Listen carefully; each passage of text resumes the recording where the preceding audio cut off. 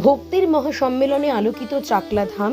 উত্তর 24 পরগনার চাকলায় অবস্থিত ত্রিকালদর্শী শ্রী শ্রী লোকনাথ বাবার জন্মস্থান মহাতীর্থ চাকলা ধামে গত 14ই ডিসেম্বর 2025 রবিবার এক বৃহৎ লোকনাথ ভক্ত মহামিলন উৎসব অনুষ্ঠিত হলো। সকাল 11টা থেকে শুরু হওয়া এই দিনব্যাপী মহতী অনুষ্ঠানের আয়োজন করে শ্রী শ্রী লোকনাথ সেবাশ্রম সংঘ চাকলা। আয়োজকদের পক্ষ থেকে জানানো হয়, চাকলা ধামের সকল সদস্য ও আজীবন সদস্যদের পাশাপাশি লোকনাথ নামাঙ্কিত বিভিন্ন মন্দির ও প্রতিষ্ঠান এবং ভারতবর্ষ ও বিশ্বের নানা প্রান্ত থেকে আগত অসংখ্য লোকনাথ ভক্তবৃন্দের সমবেত উপস্থিতিতে এই ভক্ত মহামিলন উৎসব এক অনন্য মাত্রা লাভ করে। ভক্তদের সম্মিলিত উপস্থিতিতে পুণ্যতীর্থ বাবার জন্মস্থান যেমন আলোকিত হয়ে ওঠে, তেমনি চাকলাধাম পরিণত হয় এক বিশাল মহামিলন ক্ষেত্রে। এই অনুষ্ঠান উপলক্ষে আয়োজকরা সকল লোকনাথ ভক্তবৃন্দের সক্রিয় অংশগ্রহণ, সুচিন্তিত মতামত ও পরামর্শ আহ্বান করেন, যা শ্রী শ্রী লোকনাথ বাবার মহানাম দর্শন ও মহিমা প্রচারের কার্যক্রমকে আরও বিস্তৃত ও সমৃদ্ধ করবে বলে তাদের অভিমত। বিভিন্ন মন্দির, মঠ ও আশ্রমের ভক্তদের উপস্থিতিতে আয়োজিত একদিনব্যাপী এই অনুষ্ঠানে ব্রহ্মজ্ঞ মহাপুরুষ বাবা লোকনাথের কৃপা সকলের ওপর বর্ষিত হোক, এই কামনাই ব্যক্ত করেন আয়োজকরা। উক্ত অনুষ্ঠানের সার্বিক পরিচালনায় ছিলেন নবকুমার দাস, সংঘের সভাপতি সুব্রত হাজরা, সম্পাদক স্বপন সেন, কোষাধ্যক্ষ। স্থান চাকলা শ্রী শ্রী লোকনাথ মন্দির প্রাঙ্গণ। আয়োজক শ্রী শ্রী লোকনাথ সেবাশ্রম সংঘ, চাকলা, উত্তর 24 পরগনা। এই মহতী অনুষ্ঠানে প্রধান অতিথি হিসেবে বাংলাদেশ থেকে আগত বিশিষ্ট লোকনাথ ভক্ত ডক্টর তাপস পাল ও নিখিল মজুমদার সহ বহু ভক্তবৃন্দরাই উপস্থিত ছিলেন। তাদের উপস্থিতিতে লোকনাথ বাবার জয়ধ্বনিতে মুখরিত হয়ে ওঠে পবিত্র চাকলা ধাম, আর ভক্তির আবহে দিনটি পরিণত হয় এক স্মরণীয় অধ্যায়ে। Bureau report, P23 news, Calcutta.